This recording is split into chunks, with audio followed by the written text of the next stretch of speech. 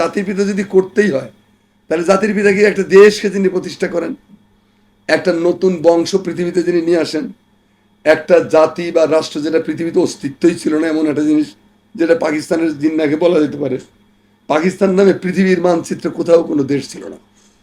এটা যে জিন্নার brain child, Jinnah এটারে জন্ম দিছে, এইখানে কথাটা মেনে নেওয়া যায়। কিন্তু বাংলাদেশের তো জাতির পিতা আগের থেকেই ছিল। পৃথিবীর ইতিহাসে বাংলাদেশ নামে দেশ কিনি পত্তন করছেন কে? সেটা হলো 1342 সালে শামসুদ্দিন ইলিয়াস শাহ। ইতিহাসে যাকে হাজী ইলিয়াস বলা হয়। হাজী ইলিয়াস হলেন বাংলাদেশ নামে পৃথিবীর ইতিহাসে প্রথম প্রবর্তক। এর আগে বাংলা নামে পৃথিবীর ইতিহাসে কোনো দেশ ছিল না। 1342 খ্রিস্টাব্দে এই যে সমতট, রার, বরেন্দ্র, পুণ্ডবর্ধন, তারপরে আপনার হরিকেল, চন্দ্রদ্বীপ, বঙ্গ, এই সমস্ত টুকরাগুলোকে একখানে করে জোড়া দিয়া পৃথিবীর ইতিহাসে প্রথম তিনি একটি রাজনৈতিক বাংলার ভিত্তি স্থাপন করলেন এবং সফলভাবে পরিচালনা করলেন। তিনি হলেন শামসুদ্দিন ইলিয়াস শাহ। তো জাতির পিতা যদি কেউ হয়ে থাকে তো শামসুদ্দিন ইলিয়াস শাহরে বানো। যদি জাতির পিতা করতেই হয়, প্রথম কথা হলো জাতির পিতার কনসেপ্টে আমি মানি না।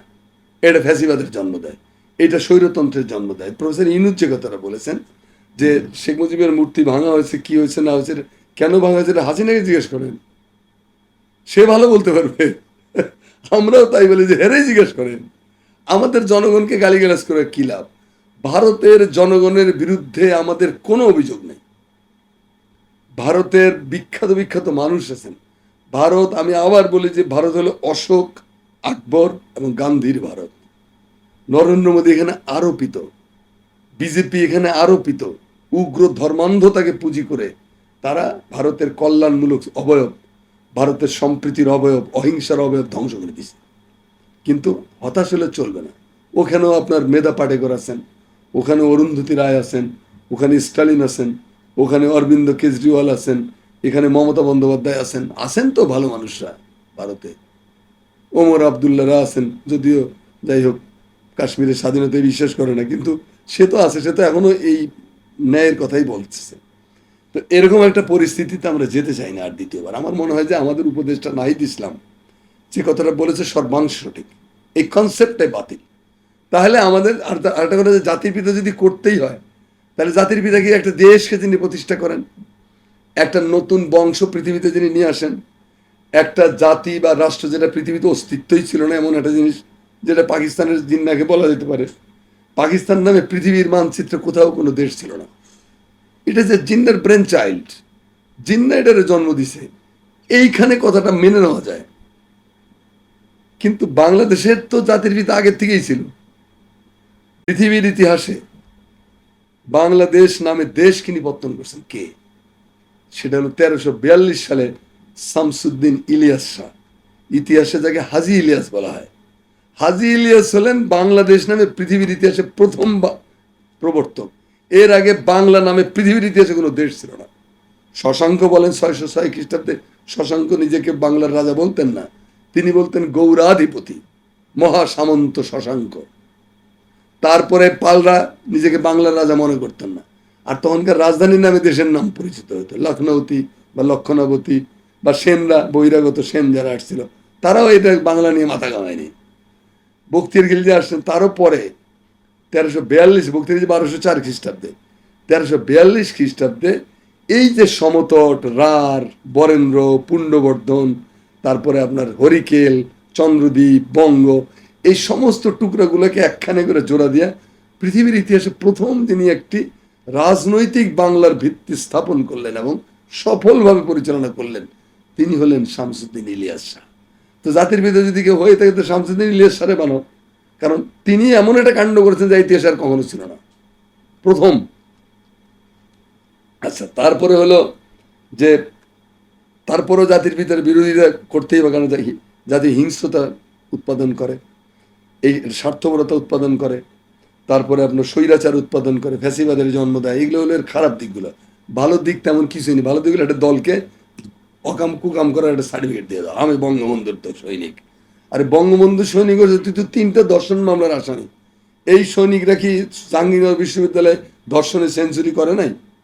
তারা কি নির্বিচারে মানুষ হত্যা করে নাই? আমাদের টঙ্গীর এক মন্ত্রী আছিলেন, মুক্তিযোদ্ধা বিষয়ক মন্ত্রী হাতে আবার। এই মুক্তিযোদ্ধা বিষয়ক মন্ত্রী সম্পর্কে হুমায়ুন আহমেদের দেয়াল উপন্যাসে কি বলছেন? তিনি সেই যে অফিসার তাকে অ্যারেস্ট করছিল, সেই অফিসারকে চ্যালেঞ্জ করছিল যে আপনাকে ধরে রাখতে পারবেন না। ঠিকই শেখ মুজিবের অর্ডারে তাকে ছেড়ে দেওয়া হলো। খুনের মামলা, ধর্ষণ মামলার আসামি পরবর্তী হাসিনা তার মন্ত্রী বানাইছে। হুমায়ুন আহমেদ সাক্ষী তার উপন্যাস। আপনি বলেন স্বৈরাচার ফ্যাসিবাদ কোথায় যায়? একটা লোক একটা উপন্যাস লেখছে, সেইটা হাইকোর্ট থেকে সংশোধন করে এইভাবে লেখো। শুনছেন কোনোদিন পৃথিবীর ইতিহাসে যে হাইকোর্টের নির্দেশনা ডিকটেশনে মানুষ বই লাগে, উপন্যাস লাগে? উপন্যাস ক্রিয়েটিভ কাজ। আরে ভাই, তুমি হাইকোর্ট, সুপ্রিম কোর্ট, তুমি এনে মাতবরি করার কে? তো যাই হোক, আমি আপনারা বলি যে এখানে যেটা সমাধানটা রাস্তা কি, আমরা তো এতক্ষণ সমালোচনা করলাম। সমাধানের রাস্তা হলো যে একটা ফাউন্ডার্স অফ দ্য নেশন বা আমাদের রাষ্ট্রের প্রতিষ্ঠাতা, এরকম একটা টার্ম সামনে নিয়ে আসতে হবে। নিয়ে এসে সবাইকে, তো আমি কতগুলো প্রস্তাব দিচ্ছি, সবাইকে তো আর একসঙ্গে এক ফ্রেমে আনা যায় না। আমি তারপরেও আমার বিবেচনা যেভাবে মনে হয়েছে, রাইট অর রং এর সাথে অনেকে দ্বিমত করবেন, অনেকে একমত হবেন, সেটা নিয়ে মাথায় মারছি না। আর আমার এই কথা বললেই এটা এস্টাবলিশ হবে তাও না, কিন্তু আমি মনে করি এইটা আমার যে কথাটা, এটা জনপ্রত্যাশার প্রতিফলন করতেছে এর ভেতরে। এইটাকে এই সরকার হোক, জনগণ হোক, মানুষ হোক, ছাত্র জনতা হোক, সবার এটা মাথায় চিন্তা করার জন্য ঢুকাই দিচ্ছি আমি। সেটা হলো যে এই যে ফাউন্ডার্স অফ দ্য নেশন, এই জাতি রাষ্ট্রের প্রতিষ্ঠাতা কি কি আসতে পারে? হাজী শরীয়তুল্লাহ। কারণ শরীয়তুল্লাহ জন্ম না হলে নবাব সলিমুল্লাহ জন্ম হতো না। সলিমুল্লাহর জন্ম না হলে শেরে বাংলা আসতেন না। শেরে বাংলা সম্পর্কে সলিমুল্লাহ বলতেন যে ফজলুল হক হলো আমার মানস সন্তান। এটা সলিমুল্লাহ ডায়লগ আছে। শেরে বাংলাতে গেছিল চাকরি করতে, ডিপুটি ম্যাজিস্ট্রেটের। ওএন থেকে তারা চাকরি ছাড়াই দিয়েছে, তোমার জন্য ভবিষ্যতের বাংলাদেশ অপেক্ষা করতেছে, আর তুমি গেছো ব্রিটিশের গোলামি করতে। সারা চাকরি আমার, তোমার চাকরি করে যে টাকা পাওয়া আমি দেবো। শেরে বাংলা চাকরি ছেড়ে দিয়ে ওকালতি শুরু করলেন এবং বাংলাদেশের ইতিহাস পাল্টে গেল। তারপরে আপনার শেরে বাংলা, তারপরে হোসেন শহীদ সরওয়ার্দী এবং বজলুম জননেতা মৌলানা আব্দুল হামিদ খান ভাসানী। ভাসানী আরেকটা হলো যে হাজী ইলিয়াসের কথা বলছি আমি। দ্বিতীয় কথা হলো যে 57 সালে যে বছর আমার জন্ম জানুয়ারি মাসে, ফেব্রুয়ারি মাসে কাকমারি সম্মেলন হলো। এই কাকমারি সম্মেলনে মৌলানা ভাসানী প্রথম বাংলাদেশের স্বাধীনতার কথা প্রকাশ্যে আনলেন। তিনি বললেন যে ওয়ালাইকুম আসসালাম, বিচ্ছিন্নতাবাদের কথা বলেন যে তোমরা ভাই বহুত হয়েছে, তোমরা তোমরা দেওয়া হলে আমরা দেখবো। নজরুল যেটা বলছেন যে ভারতবর্ষের 1 ইঞ্চি জমিও পর পদানত থাকবে না, মানে স্বাধীনতার ঘোষণা। মৌলানা ভাসানী তাহলে জাতির পিতার টার্মে ওই যে শামসুদ্দিন ইলিয়াসের পরে তার নামটা আসে অটোমেটিক, কারণ তিনি সরাসরি জিজ্ঞেস বলেছেন। তাহলে মৌলানা ভাসানী এই ফাউন্ডার্সদের মধ্যে থাকবেই, কারণ রাজনীতি প্রাসাদ ষড়যন্ত্র, এলিট মধ্যবিত্ত হারামিদের রাজনীতিকে জনগণের দরজায় পৌঁছে দিয়ে গেছে মৌলানা আব্দুল হামিদ খান ভাসানী। মানুষকে এর সাথে সম্পৃক্ত করতে পেরেছিলেন তিনি। সাধারণ মানুষ যাদের গায়ের ঘামে বাংলাদেশ টিকে আছে, ওই দরিদ্র কৃষক কিচ্ছু প্রত্যাশা করে না, দুবেলা দুমুঠো খেতে পেলেই সে শান্তি, মেয়েটার একটা ভালো বিয়ে দিতে পারলেই তার শান্তি। এই দরিদ্র কৃষক, শ্রমিক, মেহনতি মানুষের সাথে আমাদের রাজনীতিবিদরা, আমাদের রাজনৈতিক দলগুলো সবসময় বেইমানি করেছে।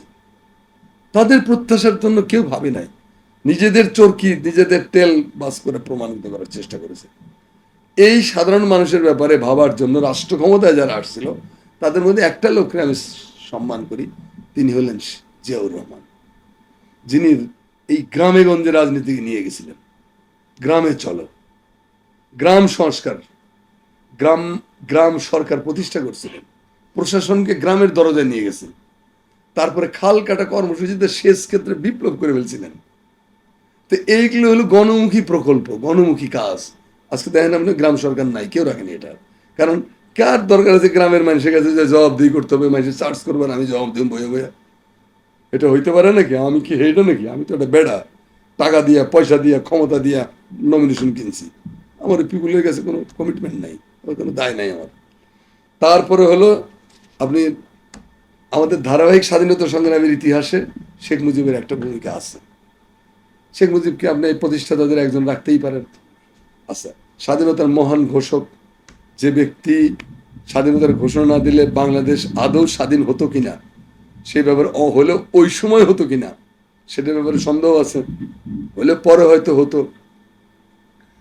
সেই স্বাধীনতা ঘোষণার ওই রাতটার কথা চিন্তা করেন, 25শে মার্চের রাত 12টা।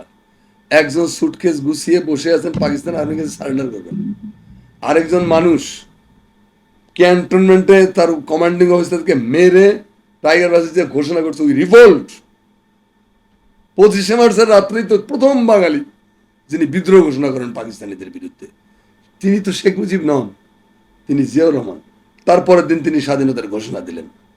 তো এই দুটা তো অবিস্মরণীয় ঘটনা। তার স্ত্রী পুত্র সন্তানরা ক্যান্টনমেন্টের মধ্যে, আর তিনি অকুতবে যা থাকে কপালে চলে গেলেন রিভোল্ট। কমান্ডিং অফিসার মেরে রাস্তায় যে বললেন বাংলাদেশ স্বাধীন করব, স্বাধীনতা ঘোষণা করলেন। সেখানেও কাজটা শেষ করেন নাই তিনি। রণাঙ্গনে যে তিনি মুক্তিযুদ্ধ সংগঠিত করেছেন, ব্রিগেড তৈরি করেছেন, ফোর্স, তো জেট ফোর্স। তারপরে পরের কাহিনী তো আপনারা জানেন, আমি ওটাকে যাচ্ছি না। তারপরে মুক্তিযুদ্ধের সর্বাধিনায়ক জেনারেল ওসমানী, তার ভূমিকাকে আওয়ামী লীগ তো এই কয় বছরে জিয়াউর রহমানের নাম নেওয়ার সঙ্গে সঙ্গে ইতিহাসের যত নোংরা, শিষ্টাচার বর্জিত, অসভ্য, ইতর, অশ্রাব্য গালিগালাজ আছে জিয়াউর রহমানের বিরুদ্ধে ব্যবহার করত।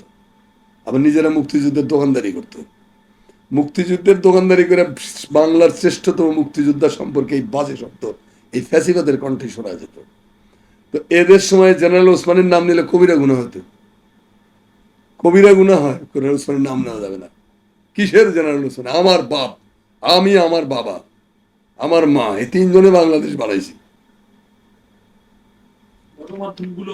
তারপরে ধরেন স্বাধীন বাংলা গভর্নমেন্ট যে বেসরকারি সরকার যেটা প্রতিষ্ঠা হলো, বেসরকারি সরকার প্রতিষ্ঠা হইয়া তারা হয়তো কলকাতায় থাকছে বা কারো, কিন্তু তাজউদ্দিন সাহেব ইন্ডিয়ান, প্রো ইন্ডিয়ান বলে তাকে অনেক অভিযুক্ত করে। যাই করুক না, কারি করুক না কেন, কিন্তু বেসরকারি সরকারের মাধ্যমে ইন্টারন্যাশনাল স্বীকৃতি আদায়ের পথটা সুযোগ হয়েছিল, সুগম হয়েছিল আমাদের। সেদিক থেকে আমি মনে করি তাজউদ্দিনের একটা ঐতিহাসিক ভূমিকা আছে। তো এই যে হাজী শরীয়তুল্লাহ, নবাব সলিমুল্লাহ, শেরে বাংলা, সরওয়ার্দী, মৌলানা ভাসানী, শেখ মুজিব, জিয়াউর রহমান, ওসমানী, জেনারেল ওসমানী, MAG ওসমানী, তাজউদ্দিন আহমদ, এই যে লোকগুলো, এইগুলোকে যদি আমরা বলি যে ফাউন্ডার্স অফ দ্য নেশন। এখন আপনি বলেন যে তো ওয়াই নট শামসুদ্দিন ইলিয়াস শাহ? শামসুদ্দিন ইলিয়াস শাহকে বাদ দিলেন কেন তালিকার থেকে? আমি বলি ঠিক আছে, লাগান তাহলে শামসুদ্দিন ইলিয়াস শাহ।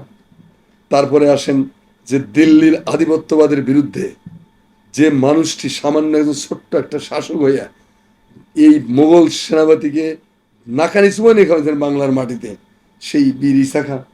তিনি তো আমাদের অমিত তেজা, মানে দুর্দমনীয় বাংলার পবিত্র আত্মার প্রতীকদের একজন। ওয়াই নট ঈসা খাঁ? সামান্য একটা জমিদারে দিল্লির আধিপত্যবাদের বিরুদ্ধে তো আমরা এখন লড়াই করতেছি, সেই আধিপত্যের বিরুদ্ধেই তো ঈসা খাঁ দাঁড়িয়েছিলেন। তো ঈসা খাঁ আমার প্রতীক, সিরাজউদ্দৌলা আমার প্রতীক। স্বাধীনতা রক্ষার জন্য তিনি বুকের রক্ত, তিনি যদি ইংরেজদের সাথে কম্প্রোমাইজ করতেন তাহলে তো কোনো সমস্যাই হতো না। কিন্তু সেই কম্প্রোমাইজকে, বিলাসের জীবনকে পরিত্যাগ করে তিনি জানতেন পলাশির মাঠে কি হবে। তারপরও তিনি মনে করছিলেন যে জাতিকে রক্ত দিতে হবে, জাতিকে তার হিত হুশ ফিরিয়ে আনার জন্য। সিরাজউদ্দৌলা, ফকির মজনু শাহ, আরে একটা জীবন তো পথে পথে ব্যয় করে দিছে। ফকির ও সন্ন্যাসী বিদ্রোহের এই মহানায়ককে সম্মান না জানালে তো মহা অন্যায়।